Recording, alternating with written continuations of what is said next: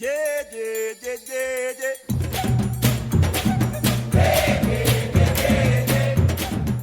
Panacée, une émission qui vous veut du bien. La Panacée, une émission contre tous les maux.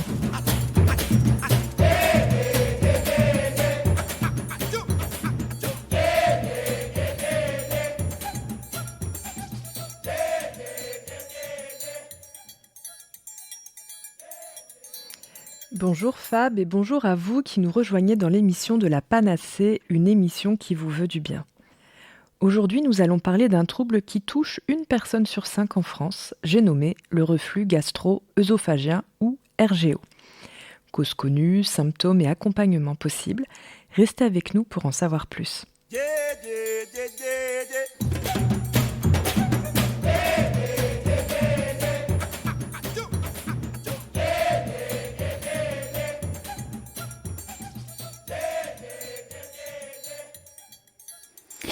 Malika Cécile, nous pourrions commencer par expliquer comment fonctionne notre digestion. Alors effectivement, c'est la base. Le tube digestif, comme son nom l'indique, est un tube musculeux, continu, qui commence de la bouche et se termine à l'anus. Sa fonction va être de digérer, fragmenter la nourriture et d'absorber les nutriments qui en proviennent. Cela nécessite un passage de la muqueuse intestinale vers le sang. Vous les connaissez, les organes qui composent notre tube digestif sont la bouche, le pharynx, l'œsophage, l'estomac, l'intestin grêle et le gros intestin. Comme nous allons parler aujourd'hui du RGO, reflux gastro-œsophagien, on va faire un petit zoom sur cette partie du tube digestif, à savoir l'estomac. Il s'agit d'un réservoir temporaire situé entre l'œsophage et l'intestin. C'est dans l'estomac que débute la dégradation chimique des protéines et que le bol alimentaire est transformé en une bouillie que l'on appelle chyme. La paroi de l'estomac est constituée de muscles très robustes, animés de contractions qui vont brasser les aliments et les broyer en petits morceaux. Cette paroi sécrète des sucs dits gastriques, et ces sucs gastriques sont un mélange d'enzymes, présure et pepsine, ainsi que d'acide chlorhydrique. Alors, qu'est-ce que c'est que la présure ? Ça permet la dégradation des protéines de lait. La pepsine, elle, permet la dégradation des protéines, en général, en peptides, c'est-à-dire des petites briques de plus petite taille. Chose importante, l'acidité de l'estomac permet à notre corps de se protéger des bactéries introduites en même temps que les aliments. Donc imaginez qu'il ne sécrète pas moins de 3 litres d'acide par jour. Bien sûr, il s'autoprotège grâce à la production d'un mucus qui tapisse ses parois internes. L'estomac est donc un rempart à la plupart des bactéries pathogènes. Seuls survivent un petit nombre aux bains acides, tels que Streptococcus, Lactococcus et le fameux Helicobacter pylori impliqué dans les ulcères de l'estomac. Et les glucides, dans tout ça, vous me direz ? Eh bien, leur digestion démarre dans la bouche avec la salive. Elle est momentanément arrêtée dans l'estomac, puisque là, ça va être plutôt la digestion des protéines, parce que l'acidité qui règne dans l'estomac va inactiver les enzymes qui permettent la digestion des glucides. D'où l'importance de manger, premièrement, lentement, et de bien mâcher et ensaliver vos aliments, puisque ça permettra une digestion complète. 2 choses importantes à connaître pour bien comprendre le fonctionnement de l'estomac, c'est ce qu'on appelle le cardia et le pylore. Le cardia, c'est un petit anneau musculaire qui se situe à l'entrée de l'estomac. Et il a pour rôle principal d'empêcher le bol alimentaire de refluer dans l'œsophage. Le pylore, lui, est un sphincter qui va réguler la sortie du chyme alimentaire, du bol alimentaire vers le duodénum. En d'autres termes, le cardia et le pylore peuvent être considérés comme des sortes de gardiens qui surveillent ce qui entre et ce qui sort de l'estomac. Malika Cécile, que se passe-t-il chez les personnes souffrant d'un reflux gastro-œsophagien ? Eh bien, chez ces personnes, le sphincter qui sépare l'estomac de l'œsophage, eh bien, normalement, il n'est pas censé s'ouvrir pour laisser remonter la nourriture. Normalement, ça ne doit que descendre. Et ça, il doit empêcher le contenu de l'estomac de remonter dans cet œsophage. Mais si ce sphincter entre l'estomac et l'œsophage fonctionne mal, eh bien cette acidité de l'estomac peut refluer au niveau de la paroi intérieure de l'œsophage. Le pyrosis, qui est un joli mot pour désigner cette brûlure qui monte de l'estomac et parfois jusque dans la bouche, et les régurgitations acides sont les principaux signes de cette affection. Pourquoi certaines personnes ont-elles des reflux ? Alors certains facteurs favorisent le RGO. Le stress, bien sûr, c'est le plus connu. Mais un excès d'acidité produit dans l'estomac ou un excès d'acide d'origine alimentaire peut également favoriser cela. Le fait de s'allonger juste après un repas ou d'être mal assis en mangeant peut aussi créer du RGO. Une mauvaise digestion avec des fermentations ou de l'aérogastrie, c'est-à-dire des régurgitations d'air, peut aussi entraîner ça. Et des pressions trop importantes exercées sur l'estomac, c'est-à-dire avec un surpoids au moment d'une grossesse ou lorsque les vêtements sont trop serrés, eh bien, ça peut entraîner un RGO. Dans d'autres cas, le reflux peut être lié à l'existence d'une particularité anatomique, comme la hernie hiatale, c'est-à-dire que le diaphragme, qui est le muscle qui sépare le thorax de l'abdomen, présente un petit orifice pour laisser passer l'œsophage. Et quand une petite partie de l'estomac remonte de l'abdomen vers le thorax à travers cet orifice, c'est ce qu'on va appeler hernie. Je pense que le RGO est un trouble à prendre au sérieux en matière de prévention. Pourquoi ? Si vous êtes régulièrement sujet à un RGO, le contact permanent de l'acide avec le revêtement interne de l'œsophage, ça va créer une inflammation plus ou moins importante. C'est ce qu'on va appeler l'œsophagite. À long terme, mieux vaut savoir qu'une œsophagite non traitée peut entraîner un rétrécissement de l'œsophage et beaucoup plus rarement un cancer de l'œsophage. Quels sont les symptômes associés au RGO ? Alors, en dehors des remontées acides qui sont bien connues, le RGO peut être associé à des manifestations pulmonaires et ORL.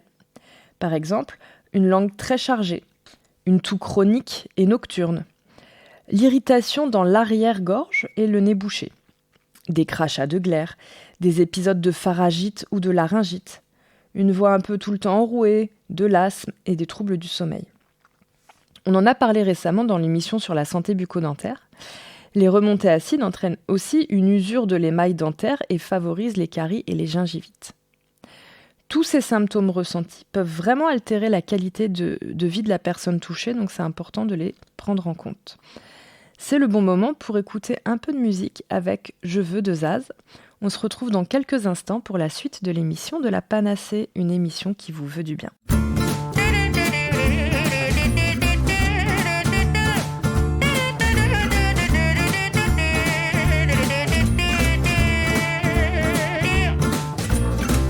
Donnez-moi une suite au Ritz, je n'en veux pas. Des bijoux de chez Chanel, je n'en veux pas. Donnez-moi une limousine, j'en ferai quoi? Offrez-moi du personnel, j'en ferai quoi? Un manoir à Neuchâtel, ce n'est pas pour moi. Offrez-moi la tour Eiffel, j'en ferai quoi?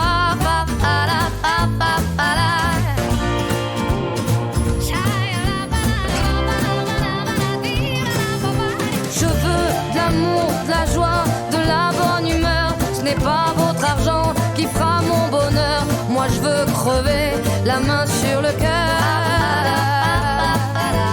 Allons ensemble découvrir ma liberté. Oubliez donc tous vos clichés. Bienvenue dans ma réalité.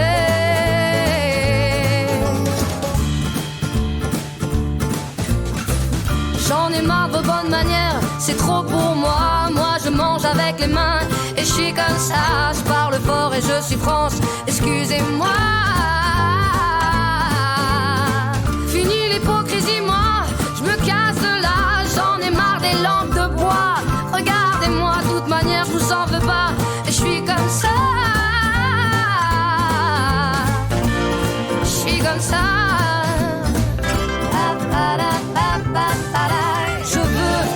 De la joie, de la bonne humeur. Ce n'est pas votre argent qui fera mon bonheur. Moi je veux crever la main sur le cœur. Allons ensemble découvrir ma liberté. Oubliez donc tous vos clichés. Bienvenue dans ma réalité.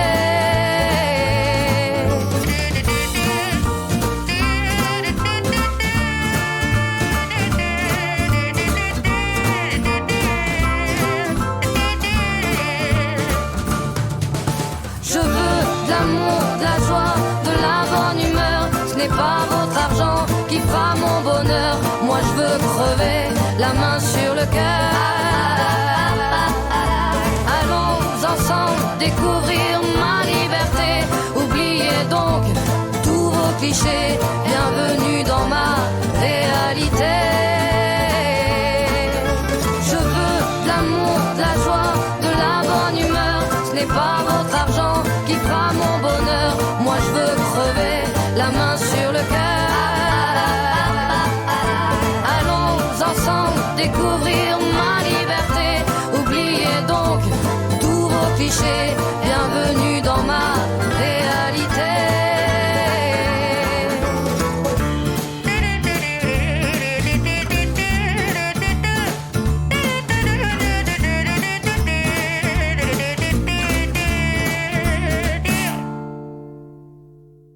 Bienvenue à celles et ceux qui nous rejoignent sur Radio Escapade pour la deuxième partie de l'émission de La Panacée, une émission qui vous veut du bien.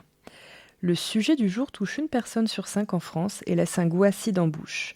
Vous l'aurez deviné, nous parlons du reflux gastro-œsophagien. Malika Cécile, quels sont les conseils diététiques pour réduire le reflux gastrique ? Vous le savez, ces conseils diététiques ne se substituent pas à votre suivi médical habituel. En première partie d'émission, on a vu que l'estomac fabrique de l'acide pour digérer les protéines. De fait, la sécrétion acide par l'estomac est renforcée par l'absorption d'une trop grande quantité de protéines animales. Dans un premier temps, réduire sa consommation de viande semble donc plutôt judicieux. Par ailleurs, en termes d'association alimentaire, il est souvent recommandé de ne pas associer les viandes avec les glucides, comme les pâtes, les pommes de terre, le riz, le pain. Pourquoi ? Eh bien, les glucides sont digérés par l'amylase, qui est produite par la salive de la bouche. Cette amylase n'est pas active en milieu fortement acide. Donc, la digestion des sucres lents sera a priori beaucoup plus difficile quand ces derniers seront associés à des protéines fortes. Il faut avouer que les plats traditionnels sont un peu mis à mal dans cette histoire de RGO. Typiquement, le steak frites, c'est une bombe pour l'estomac et pour le pancréas. Pour améliorer votre digestion et éviter la fermentation au niveau de l'estomac, vous pouvez commencer votre repas par exemple avec un mesclin de roquettes, pousses d'épinards, feuilles de salade diverses. Et cela va permettre d'augmenter les enzymes digestives. Si ça ne suffit pas, il est possible aussi de boire une cuillère à soupe de vinaigre de cidre non pasteurisé avant un repas. En homéopathie, Nux vomica en cas de CH, 5 granules avant les repas, donc permet peut-être un soutien intéressant aussi. Ensuite, il y a des aliments qui sont réputés défavorables par rapport au RGO. Et comme il vaut mieux prévenir que guérir, on évitera certaines associations alimentaires ou certains aliments quand on est sujet à ça. Typiquement les fritures ou les frites, les huiles et les beurres qui vont être cuits, tous les plats très épicés avec du piment ou de la moutarde, du poivre, les excès de protéines animales, on l'a déjà dit, par exemple choucroute, viande, poisson gras, etc. Les fromages fermentés aussi peuvent aggraver le RGO. Tout ce qui va être un peu sucré, type confiture, confiserie, les pâtisseries industrielles, mais également les alcools forts, les boissons très froides, les eaux gazeuses et les divers sodas qu'on peut trouver dans le commerce peuvent aggraver un RGO. Et un des pires ennemis, ça va être le café au lait, puisque c'est vraiment très très peu digeste. Y a des aliments aussi qui ne sont pas forcément à proscrire tout le temps, mais à éviter, surtout quand il y a des périodes de crise. Ce sont ce qu'on appelle des acidifiants et qu'on soupçonne forcément. Donc ça va être l'oseille, l'orange, l'oignon cru ou le chocolat, malheureusement. Donc l'autre conseil qu'on peut donner, ça va être d'éviter les encas pendant la nuit pour soulager un petit peu le système digestif. L'une des difficultés par rapport au problème d'estomac tient dans le fait que manger est un moyen de calmer l'acidité gastrique. Juste parce que cette nourriture va faire l'effet d'un pansement pendant quelques minutes et relancer les contractions au niveau du duodénum. Donc de nombreuses personnes sujettes aux problèmes digestifs sont tentées de manger la nuit un petit encas ou carrément de finir les restes de la veille, puis de se recoucher une fois rassasiées. Encore une fois, l'estomac ne peut pas se reposer et la position horizontale aura tendance à ralentir la digestion.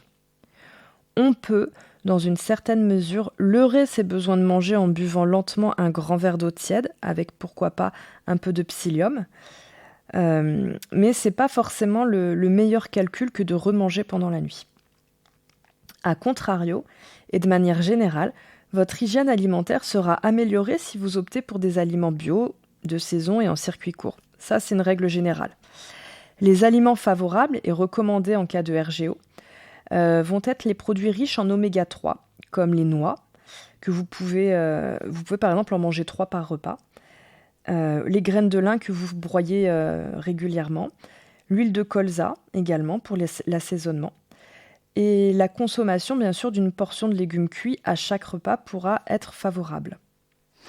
Que peut-on conseiller d'autre en prévention pour les personnes souffrant de RGO ? Eh bien, comme on l'a vu tout à l'heure, dans les causes, il y a le stress. Donc développer des outils de gestion du stress peut sembler judicieux. Et il existe énormément d'outils. Donc chacun pourra rechercher la technique qui lui convient le mieux. Par exemple la sophrologie, les fleurs de Bach, pourquoi pas la cohérence cardiaque ou la phytothérapie. J'apprécie particulièrement les techniques de pranayama que nous ont transmis les yogis dans leur grande sagesse. Il s'agit de modifier sa respiration selon l'objectif que l'on veut atteindre pour dynamiser ou apaiser. Selon les cas, on respirera plutôt par la narine gauche ou la narine droite avec un temps d'expiration plus long que le temps d'inspiration. Mieux gérer le stress au quotidien aura des répercussions sur la digestion, sur le RGO, mais aussi sur le sommeil et le bien-être en général. Existe-t-il des plantes réputées pour soulager le reflux gastrique ? Beaucoup de plantes sont cicatrisantes et favorisent la formation de mucus dans l'estomac. Ce sont d'excellents pansements naturels pour des muqueuses enflammées. Alors, j'ai testé pour vous le jus de pomme de terre. Pourquoi ? Parce que pendant ma grossesse, j'ai connu ce désagrément de remontée acide. Et le jus de pomme de terre m'a remarquablement soulagée. Il y a aussi la racine de réglisse qui modère l'excès d'acidité. Et par exemple, le magazine Alternative Santé propose, si vous avez la chance d'habiter près d'une bonne herboristerie, de demander le mélange suivant. 2 parts de racine de réglisse pour 1 part de prêle et 1 part de fleur de souci. Donc après, vous préparez votre infusion et vous pouvez la consommer avant le repas. La curcumine, qui est la molécule star du curcuma, a montré aussi un effet anti-ulcère en diminuant l'hypersécrétion gastrique et les facteurs inflammatoires. De plus, dans les études animales, la molécule curcumine participerait même à l'éradication d'Helicobacter pylori impliqués dans les ulcères gastriques. La prise aussi en interne de gel d'aloe vera de qualité alimentaire, par exemple le matin et le soir, aura un effet protecteur et calmant sur la muqueuse de l'estomac. Plusieurs études, cette fois-ci animales et humaines, montrent qu'après 4 à 6 semaines, il y a un effet équivalent à l'oméprazole dans l'apaisement des ulcères. Alors pincez-vous le nez et buvez peut-être du jus de chou vert. Pourquoi ? Parce qu'il va stimuler la production de mucus protecteur et il enraye également le développement potentiel d'une gastrite, c'est-à-dire l'inflammation de l'estomac. Un petit verre de jus de chou au début de chaque repas vous fera probablement le plus grand bien. Le psyllium blond, lui, protège la muqueuse grâce à son mucilage. C'est cette espèce de gel que vous voyez se dégager lorsque vous mettez de l'eau sur le psyllium. Eh bien, cette plante présente le double avantage d'être à la fois laxatif et de protéger la muqueuse. Personnellement, je préfère l'acheter en vrac. Et il suffit de mettre donc cette cuillère à soupe dans un verre d'eau, de le mélanger et de le boire tout de suite. N'attendez pas parce que avec le gel, ça va être imbuvable après. Et je vous encourage même à boire un 2e verre d'eau juste après pour vraiment bien utiliser le psyllium. Une cure de brocoli aussi en complément est une voie à explorer parce que ça diminuerait la présence d'Helicobacter pylori dans l'estomac. Donc c'est intéressant et prenez plutôt les jeunes pousses de brocoli. Et pour les personnes qui n'aiment pas ça, vous pouvez aussi utiliser l'extrait de brocoli titré à 2% de sulfurane. Voilà, vous pouvez discuter avec votre médecin des différentes manières d'apaiser le reflux gastro-œsophagien et trouver ce qui vous soulagera le mieux. L'émission se termine et nous vous donnons rendez-vous dans un mois. C'était Malika Cécile, naturopathe et chroniqueuse, avec Fab pour Radio Escapade.